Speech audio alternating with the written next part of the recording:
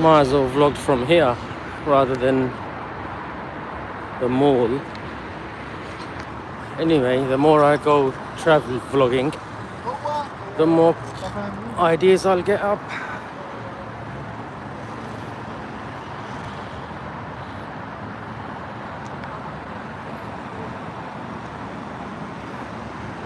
So this is just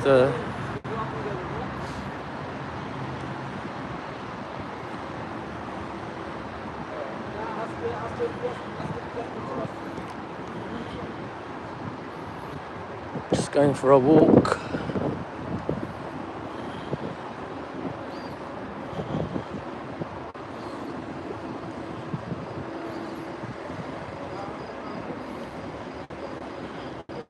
So this is my hall, as you can see, Sheikh Syed Halls. That's mine. Sheikh Syed Halls. Alright. From now on, I am called Sheikh Syed Halls.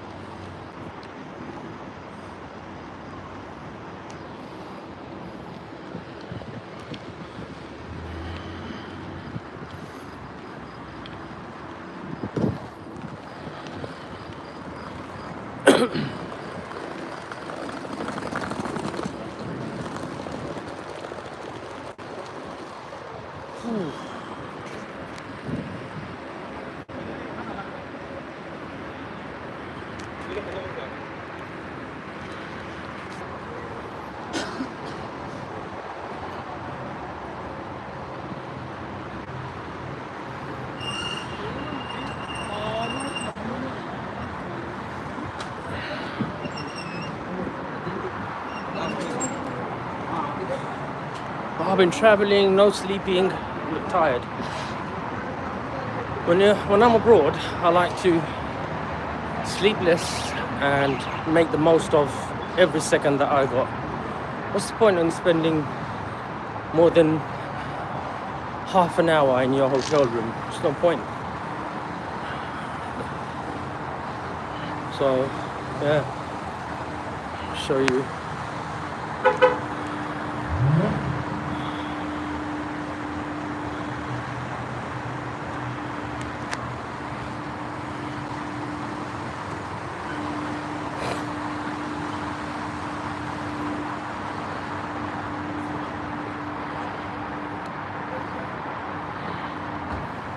Take a little freshen up, and I'm gonna,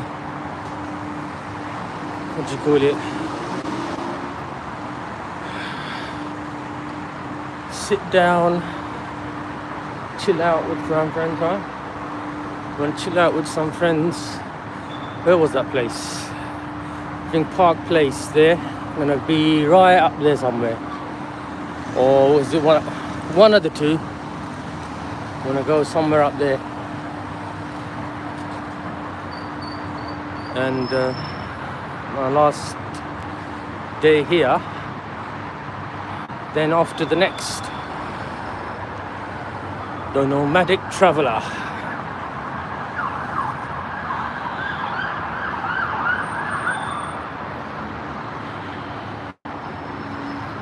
Anyway, the more I come, the more things you pick up.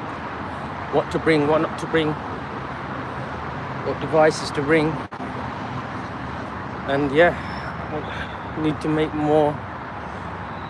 Slowly, bit by bit, I'm gonna venture out. I really wanted to do a video on asking Europeans and non-Muslims how are their visit to Dubai in a Muslim country. And I want to do a video on that. So next trip to here, I'm going to ask, and I'm going to make a video, because of some of the hypocrites that even come here. They enjoy it, they have the time of their lives, and then what do? Go back and say they're taking over from there. So things don't stay the same forever. Things change. Alright? We in the UK call an ambulance, how long do we have to wait? Sometimes it won't even come. That's how it is. Here, literally, they called an ambulance. Within 4 minutes, they were here. All right, 4 minutes. And they'll have a drip down your arm within 5 minutes or 10 minutes walking in through the hospital. Now you tell me, and what it is, ironically, the people in the what do you call it, NHS, top service in terms of the intention and everything like that, their work, their intentions are the best. And the problem is they don't get paid enough, number one. Number two, the reason you'll go into NHS and stuff and you'll see the carers and whatnot, immigrants, because they're the ones that are willing to work for less pay. Now, the people who are born and brought up in the UK or in the West, they won't work for that sort of money. So they'll come, and of course they're gonna come and work. They're gonna serve you, and then they're gonna take every penny back to their family. Now, you're getting a service from them, which, you know, we need. Now, if it's all British first and whatnot, all the care homes and what, I'm not saying there aren't any British people, white people or non-white people who are born and brought up in the UK that not doing an amazing job. Of course they are. The thing is, I'm on about the far right, the agenda that the immigrants this, immigrants that, taking over this, taking over that. Elon Musk, for example, this guy, Elon Musk, what has he done? This guy says one thing and then he does another thing. He thought that he would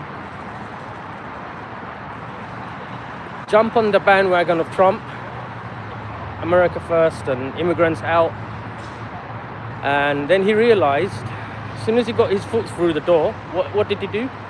That H1 visa thing, or whatever it's called, get all the brightest and all the cleverest, or he calls it, non-white people from like South Indian countries, and the very thing that they're saying, you know, when they say close the borders and all that, we all know what that means. Close the borders and whatnot, and the discussion needs to be had about grooming gangs and whatnot. Okay, let's have that discussion. Let's sit down and let's have that discussion about grooming gangs, and let's actually talk about it. Let's see what Islam says. Now, Islam says they should be hanged, capital punishment, and end of story. Now, why is it? I'm sure you'll be happy for that punish happen. I'm speaking to those hypocrites, not everyone else. That you'll be happy with that punishment for, say, white, especially if he's from a Muslim background, regardless is a practicing one or not. If they do some sort of crime seem to irk you a bit more, like give you a little bit more oomph, like in your hatred towards it. That's the thing I don't get. Now, Islam would literally take him court of law with evidence, and they'll be flogged or hanged or capital punishment. During that, back in the days, they never had lethal injection and whatnot, so they did it in a certain way. I'm sure now lethal punishment will be a different way. Like even in the America, when they used to kill people with injection, capital punishment, why did they used to have visitors, family members and others, and cameras and stuff, to show as a deterrence? That's what it is. Public flogging and whatnot. But obviously with the times you move on, you innovate, but the punishment thing, deterrent thing stays. So that's what it is. Now, about working and these people, the rich 1% are jumping on the bandwagon of immigrants out. Even this place won't run. Look at this guy here. Look, dropping food, yeah? Just imagine in UK, you won't hardly see someone like born and brought up from the UK doing that. Like if you love doing the numbers when it's grooming gangs and whatnot. And if you want to have a talk about grooming gangs and the percentage and whatnot, let's sit down and have a talk about it. Let's sit down and talk about it, okay? And let's do the numbers. Let's crunch up the numbers and see who are the ones that are, if you're so bothered about a gang doing it or an individual doing it, what do you call a gang? Is it a gang when it's only 3 or 4 Asian people? And especially the chili powder gets added on when it's from a Muslim cultured background, which is they are not practicing at all. So, alaikum salam. So yeah, so they're not practicing at all, and then does that constitute as a gang? I want to know. Let's have that discussion. They keep on saying a discussion needs to be had. Why repeat the same thing? Let's have a discussion. Let's see what Islam says about grooming gangs. What does actually the Sharia say? A Muslim grooming gang or a groomer or whatever does, what happens to them? They are literally capital punishment. That's it. End of story. Done. So I don't get it. Why the hypocrisy? I don't get the hypocrisy at all. Why does it hurt? Why does it burn more when it's a certain children, a victim? A victim's a victim. A victim shouldn't matter regardless where their background is from. But we all can see when the victim is from a certain background, the hypocrisy and all the hate comes out. And they use their unfortunate pain and trauma for their agenda. That's what it is. That's all it is. So the next time when they say a discussion needs to be had and we need to sit down and talk about it, let's talk about it. Let's sit down and talk about it. Let's see what Islam actually says. And let's talk about the immigrant stuff. Okay? Let's actually talk about it. Let's actually talk about what the immigrants contribute, yeah? And how many of them are coming in, and how long will it take to take over the UK, and is it possible to take over the UK through the boats, you know, like fighting edge men and all this buzzword lingo. Let's do the numbers, let's do the maths, and let's do it. Because you know what, the people in power, the top 1%, they are playing us all, the both sides.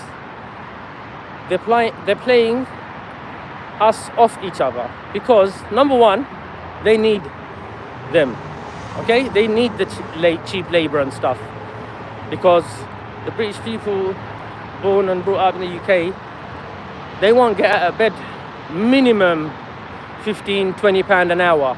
Or how are you going to live in this country, in the UK? So that's that. And they won't do certain jobs. Okay, majority, I'm talking about the majority, or a good 50-60%. The immigrants.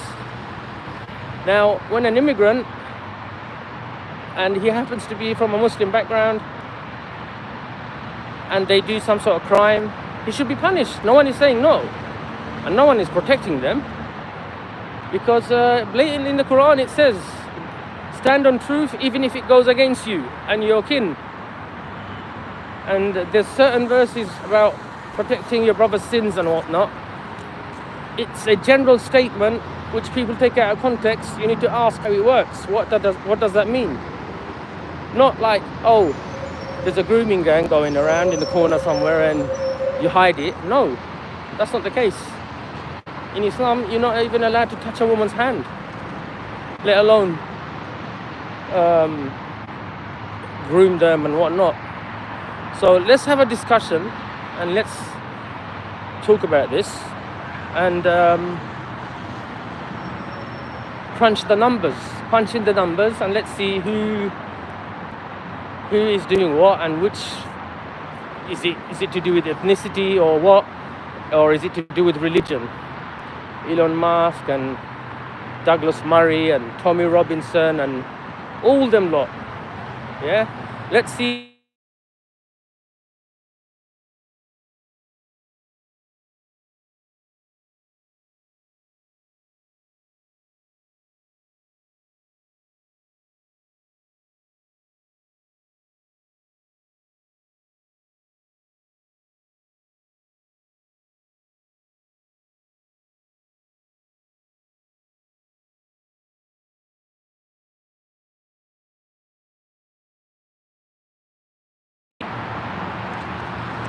Hold on a second, guys.